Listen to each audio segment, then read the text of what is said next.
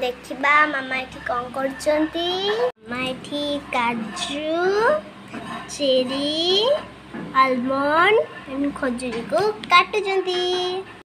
Mango Apple coconut बनाना को grinding करके एठी अछि। एठी कोकोनट कोरा हैची। आपण माने गेस करंतु एटा कोन करा जिवो एते सब जिंस कोन करा जिवो आपण माने गेस करंतु। आपण माने व्यस्त हंतुनी मु कहि देबी ए सब आइसक्रीम करा हबो। एठी बादाम भाजी सल्लानी तबी या सहित पड़िबो। एटा मो निज आइडिया रे करूछी।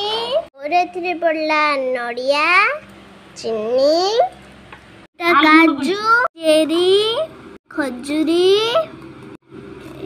आलमंड एटा बादाम किट भीतर कदली भी मिसिछि को मिक्स करि नबा।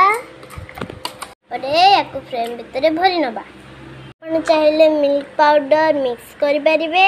बो खाए ना सेति पय मु पकेनी सब को भरि नेबे। रेडी गला तापरे कवर दे देबे राइस रे बसे देबे। तो बसी गला हमर के एटा मु बसीछि मो फ्रूट आइसक्रीम।